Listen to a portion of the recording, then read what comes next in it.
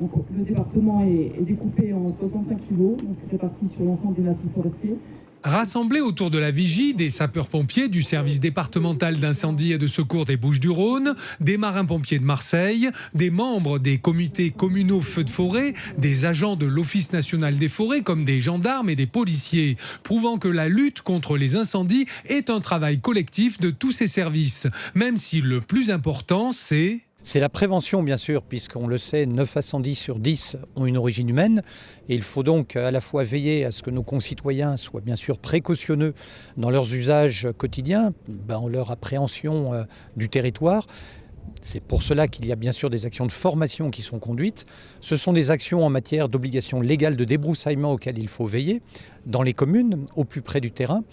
Mais ce que l'on doit aussi prendre en compte, c'est le professionnalisme des hommes et des femmes qui constituent cette communauté, ici rassemblée à l'occasion de cette présentation du dispositif feu de forêt, qui travaille depuis des années déjà dans une interopérabilité, une culture du travail interservice et qui garantit aussi cette efficacité. En démonstration, une colonne de véhicules des pompiers 13 peut se protéger contre les flammes grâce à un système d'auto-aspersion.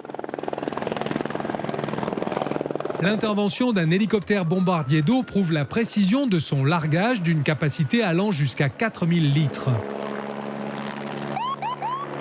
Les engins lourds avec leurs lances puissantes peuvent s'attaquer aux fronts de flammes de grande hauteur et protéger les personnels. Un produit liant est ajouté à l'eau qu'ils contiennent pour faciliter son adhérence à la végétation. Avec des jets diffusants, ces véhicules lourds permettent d'humidifier plus largement le terrain tout en consommant moins vite leur réserve d'eau. Des moyens techniques qui ne doivent pas faire oublier la vigilance de tous les instants face au risque incendie. On est dans les Bouches-du-Rhône. Il fait beau, il fait chaud, il y a des brises, il y aura du vent. Ne nous fions pas à ce qui s'est passé au printemps. Nous allons rapidement basculer sur certains secteurs du département en sécheresse forte. Nous allons avoir des coups de vent. La mobilisation de tous doit être identique cet été comme les étés précédents. Les conditions de risque vont être rapidement les mêmes. Nous pourrons avoir des conditions de grand feu. Et comme toutes les années, il faut en appeler bien entendu à l'action citoyenne, à la culture un petit peu du risque de l'ensemble des populations présentes sur notre département et toutes celles qui viendront nous visiter.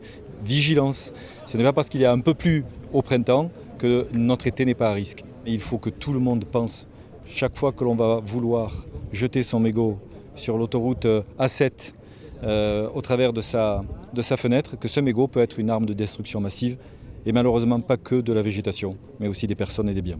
En période estivale, en plus de 500 sapeurs-pompiers de garde, jusqu'à 500 autres peuvent être prépositionnés sur tout le territoire de notre département.